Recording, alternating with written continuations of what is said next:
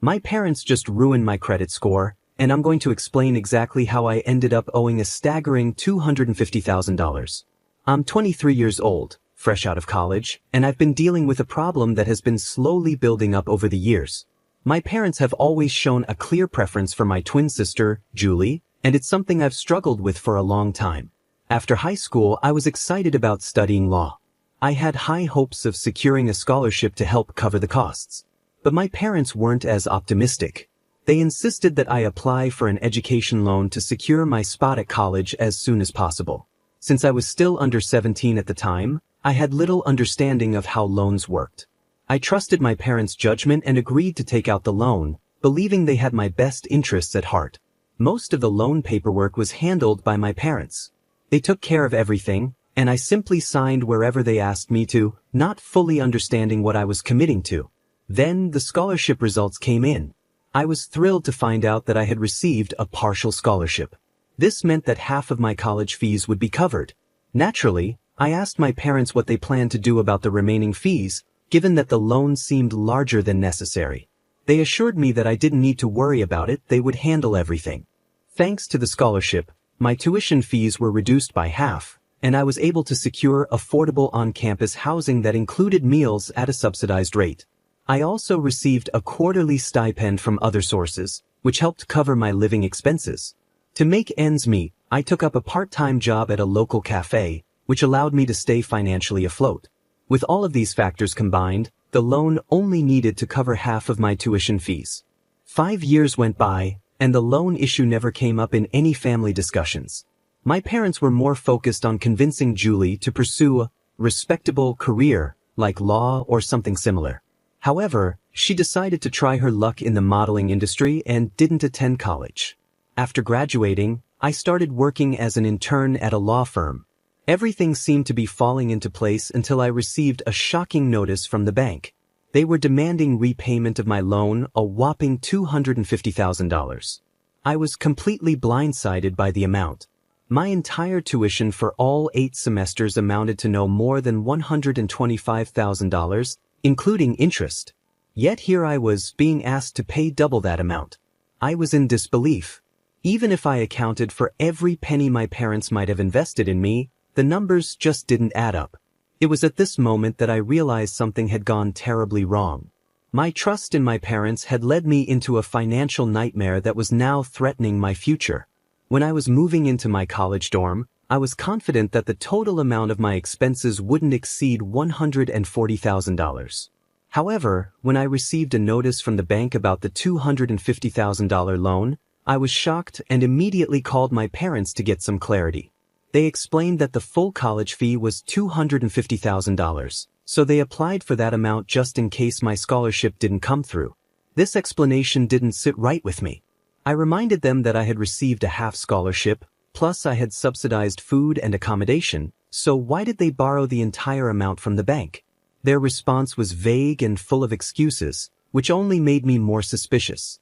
Realizing this wasn't something I could resolve over the phone, I decided to visit them the following weekend. When I arrived, my parents were clearly uncomfortable and tried to avoid the conversation. But I was persistent. I demanded a full account of where all that money had gone. After much back and forth, they finally admitted that they had given the remaining amount to my sister, Julie, to support her education. I was furious. I couldn't believe they had used my loan money for her, especially when they knew how hard I had worked to secure that scholarship. I confronted them, accusing them of always favoring Julie and saying that their constant pampering had not only hurt her but also put me in this terrible financial situation. At this point, my mother became defensive. She insisted that they had always cared for both of us equally and that it was never their intention to give away my loan money.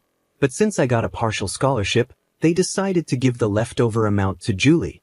I shot back, asking why they didn't take out a separate loan for her. They explained that Julie's high school grades weren't good enough to qualify for a loan on her own, and they didn't have any other assets besides the house, which was already mortgaged for my loan. I was beyond frustrated. I told them that I wouldn't pay a cent more than $140,000 and that either Julie or they would have to cover the remaining balance. After that heated argument, I stormed out, too angry to continue the conversation. The next morning, I was trying to relax in my room when my father knocked on my door. He said he wanted to have an adult conversation with me, but it was, unsurprisingly, about the loan again. He explained that as a father, he felt it was his responsibility to secure the future for both of his children, and that's why he did what he did. I asked him how he could justify giving such a large amount of money to Julie when she didn't even attend college. He admitted that he had tried to persuade her to join, but she was determined to pursue a modeling career instead. I couldn't help but sarcastically ask if she had managed to achieve any success in those 5 years. My father sighed and said no, but he didn't feel he could stop her from trying. At that moment, I realized just how deeply my parents' favoritism for Julie had affected our lives. Their choices had not only put me in a financial bind but had also done little to actually help Julie in the long run. I felt a pang of guilt for the harsh words I had used, but I couldn't help it. The thought of being saddled with a $250,000 debt was overwhelming. I told my father that the amount was simply too much for me to handle. He tried to reassure me, saying that I was earning a decent stipend from my current job, and once I transitioned to full-time work, I would be making enough money to repay the loan without too much difficulty. I pushed back, trying to explain that it still felt unfair, but he cut me off. He reminded me that I was only 23 years old and had 6 years to pay off the loan. He pointed out that I was already earning an income, whereas Julie wasn't. Her career was still uncertain, so it didn't make sense to expect her to contribute to repaying the loan. He then launched into a lecture about how a man is supposed to be selfless, and that I needed to learn this lesson if I wanted to be a good husband and father in the future.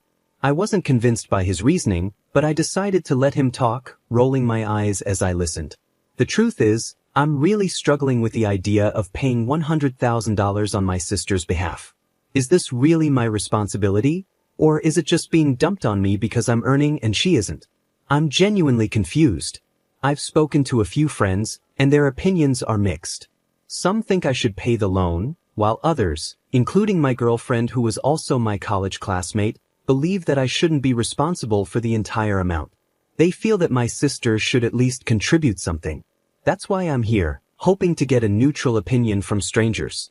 I think I've covered all the relevant details, but if there's anything I've missed, please let me know in the comments and I'll update the information. Update 1. Hey everyone, I've received a lot of comments pointing out that it's not possible to transfer an education loan to someone else. You're absolutely right, an education loan is typically disbursed directly to the college, but a portion of it is also sent to the account holder for other expenses like food, accommodation, and books.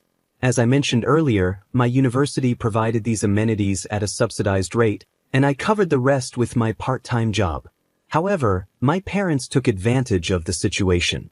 They withdrew the remaining $100,000 from my personal account and transferred it to my sister. Yes, they had access to my account because I was only 17 at the time and didn't really understand how banking systems worked. Looking back, I'm not sure if I was just naive or simply ignorant about these things, but this is the reality of what happened. I hope this additional information helps clarify the situation. I found out about some of the policies by doing online research and asking my parents directly.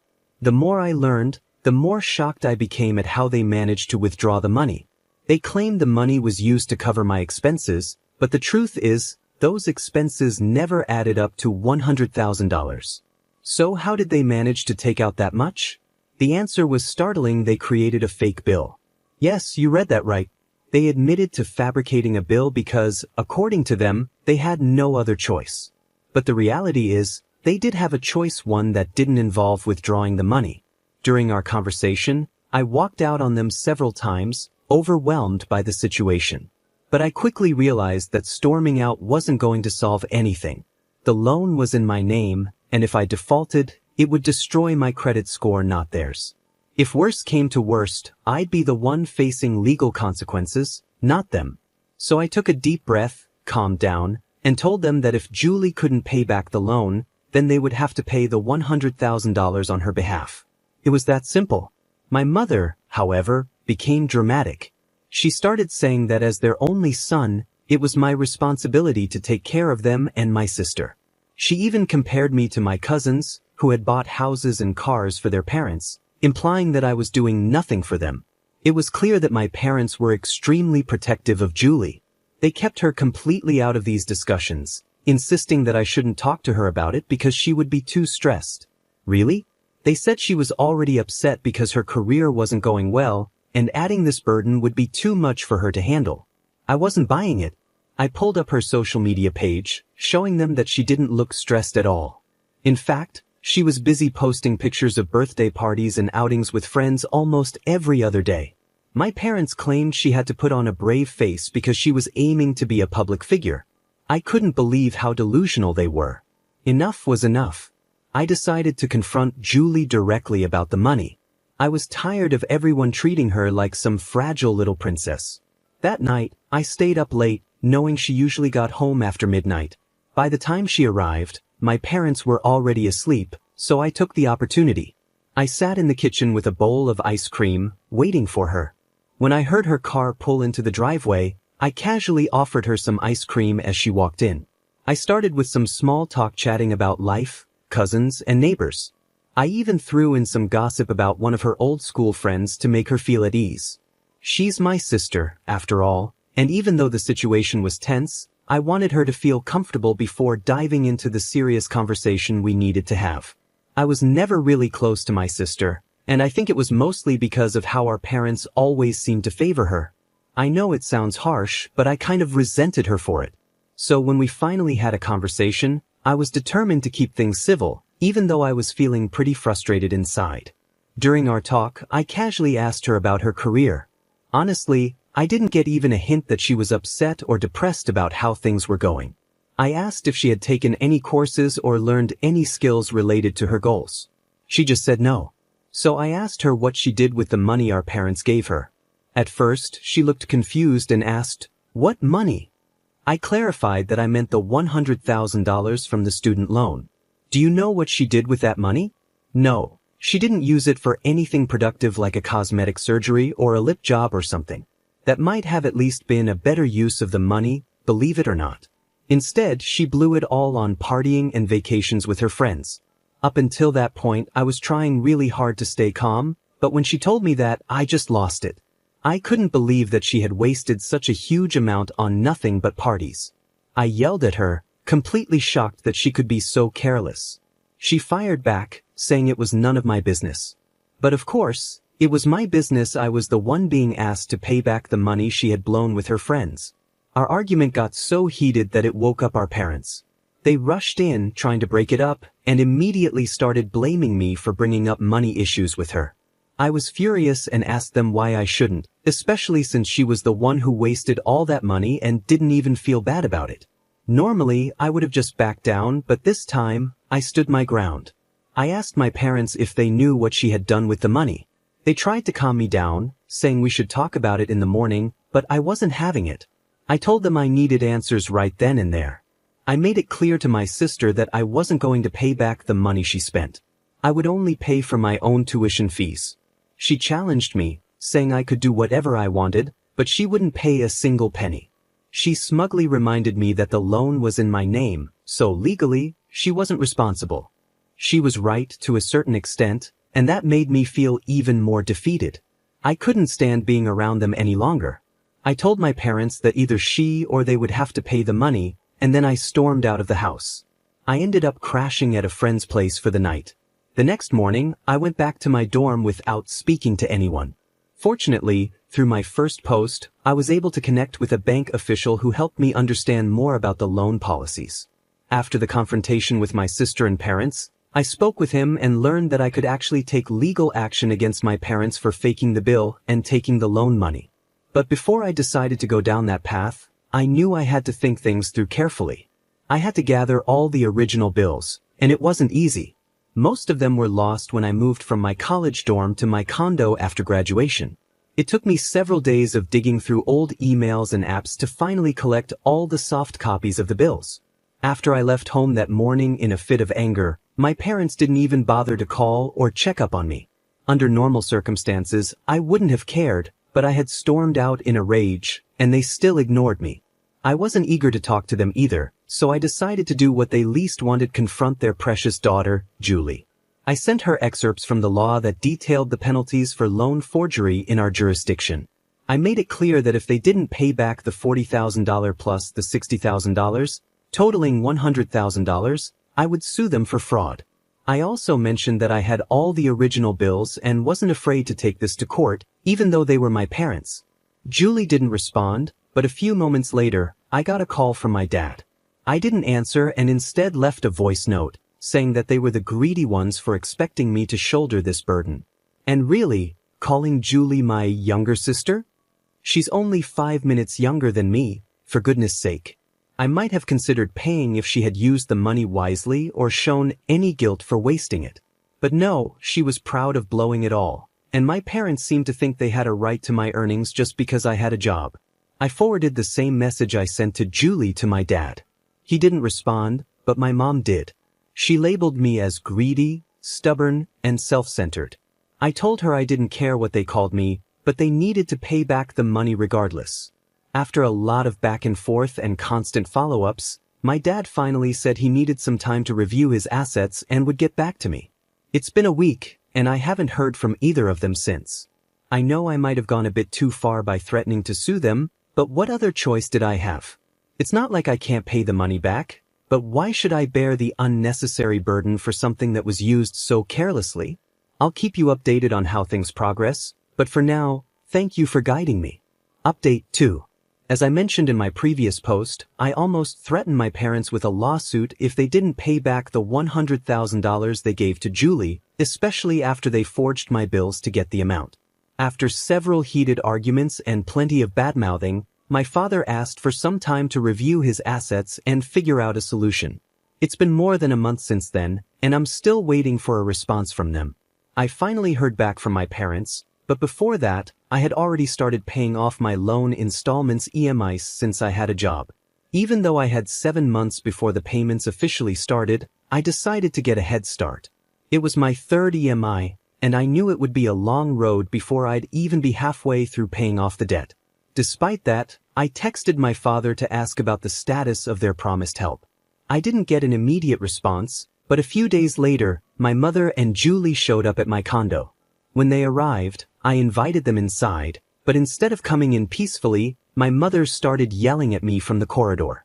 She called me shameless for what she described as blackmailing my parents for money after all they had done to raise me and provide me with a good education. Not wanting to create a scene in front of my neighbors, I urged them to come inside. Once they were in, Julie joined my mother in hurling insults and calling me all sorts of mean names. I couldn't hold back any longer and shouted at Julie, telling her she should be the one ashamed for wasting such a huge amount of money, and that she should be responsible for paying it back. Julie, however, argued that she never asked our parents to give her the money, they did so on their own, and now she didn't feel liable to repay it. Do you see any logic in that? Neither did I. My mother then resorted to emotional blackmail, reminding me that they had even mortgaged their house for my future. I lost my patience and told them that if that was the case, I'd stop paying the EMIs and let the bank auction the house to recover the loan amount. At that point, they realized I wasn't going to be swayed. They left, cursing me as they walked out. About a month later, I followed up with my father again, insisting that they needed to pay back the money. He replied, saying they were planning to partition the backside of the house to rent it out, and that the rental income would be used to pay the EMI for Julie's share of the loan. While I felt bad that our family home had to be split up to repay the loan, I knew Julie should feel even guiltier, but she didn't. Instead, she continued to blame me for disrupting the peace in the household. I've stopped caring about her accusations. For now, I'm continuing to pay the EMIs. I spoke with the bank manager about the loan term, and he told me I still had 3 more years before the $140,000 would be fully paid off. So, I have 4 years to try and squeeze the money out of my parents' pockets. Hopefully, by then, they'll be able to come up with the money. I'll keep you updated if anything changes. Update 3. Hey everyone, I know some of you have been wondering where I went. It's been 4 years since I posted my story here, and a lot has changed during that time. I'm now a corporate lawyer living in United States. I'm engaged to my college sweetheart, who I mentioned in my previous post, and we're planning our wedding for next year. On top of that, I'm finally free from my student loan. I've paid it off completely. While I'm incredibly grateful for all I've accomplished, I can't help but feel sad about how strained my relationship with my parents has become. As I mentioned in my last update, my father agreed to rent out half of our house to cover Julie's loan payments. He did make a few payments, but everything changed when he found out I had landed a high-paying job at a big corporate company. Suddenly, he stopped paying the EMIs. At first, he had all kinds of excuses. He said the tenant wasn't paying rent, my mother's medical bills had increased, or that he was in debt because of his business. For the last 1.5 years, he kept delaying the payments with one excuse after another. Since moving to United States, I hadn't visited home because I didn't feel comfortable there anymore. I believed his excuses for a while, but then I decided to call my aunt, who lives next door to my parents. What she told me was a shock. There was no truth to my father's excuses. In fact, my parents had built 3 more floors on top of their house and rented them out, making a good income. They were actually living quite comfortably, enjoying a lavish lifestyle. When I asked my aunt about Julie's career, she just laughed and said Julie was never serious about it. She had always intended to live off my parents' money. This revelation left me confused and hurt. I asked my aunt if she was sure about all of this, and she assured me it was true. She even mentioned that my mother and Julie regularly flaunted their designer clothes and new jewelry at family gatherings. To prove it, she sent me pictures from a few events. I was heartbroken to realize that my parents were just using me for money. Angry and betrayed, I sent my father a final ultimatum. I told him that if they didn't start paying back the money, I would have no choice but to file a police complaint against them. By then, I was already in United States, and I warned him that I would default on the loan, which would result in them losing the house they had mortgaged. I also made it clear that I no longer needed any credit from the bank, so I wasn't afraid of the consequences. I decided that I didn't care about taking a hit on my credit score anymore. It just didn't matter to me. The same toxic cycle continued, where my parents and sister ganged up on me, verbally abusing me to the point where I almost considered just paying off the entire debt to get them off my back. Thankfully, my girlfriend stood by me through it all. She helped me stay strong and even got her sister involved, who happens to work with the police. Her sister called my parents and informed them that I was at the police station, ready to file a forgery complaint against them. Although it wasn't a criminal case, they suggested an out-of-court settlement. I felt bad about having to resort to such measures, but I knew it was necessary. My father eventually agreed to pay the money, but I made it clear that I didn't want to keep dealing with this mess over and over again. I insisted they pay the entire amount in one go. I knew they had the money. My aunt had told me that just 7 months earlier, my grandfather's house had been sold, and each of my father's siblings, including him, had received $300,000 as their share. After some hesitation and more threats of police involvement, my father finally agreed to pay the full amount. He transferred the money a week ago, and I immediately used it to pay off the remaining balance on my loan, closing it out for good. Along with the payment, my father sent me a note saying they were disowning me and cutting me off, telling me never to contact them again. That message broke me. I cried, feeling the sting of being disowned by my own family. My girlfriend tried to comfort me, reminding me that it wasn't my fault and that they were just greedy and selfish people. But no matter how terrible your family is, being disowned by your own blood is deeply painful. For a moment, I even blamed myself for the whole situation and thought about giving them the money back. But as my emotions settled, I realized that no matter what I did for them, they would never truly value or appreciate me. I had been paying the EMIs for 4 years, and they never once expressed gratitude or love. They never asked me politely for help. They always demanded it as if they were entitled to it. Meanwhile, they were showering their wealth on my sister, who had done nothing to deserve it, simply because she was their little girl. In the end, I understood that it wasn't my fault, and cutting ties with them might have been the best thing I could do for my own well-being. I still can't fully understand the logic behind the bias my parents had. I know some people might criticize me for threatening my parents and demanding the money, but I believe it was fair. I've moved past the guilt, and I no longer care about the labels others might put on me. I wanted to make this final update because there were a few people in the community who really helped me understand the complexities of the loan policy when I was too young and naive to figure it out on my own. So, thank you for listening to my story and for all the support. Now, let's get straight to the point. I noticed that some comments on my original post were critical of my actions, saying that I shouldn't have gone after my family to get the money back. They felt it was my responsibility to help my sister and my family. About 20 to 25% of the comments shared that view.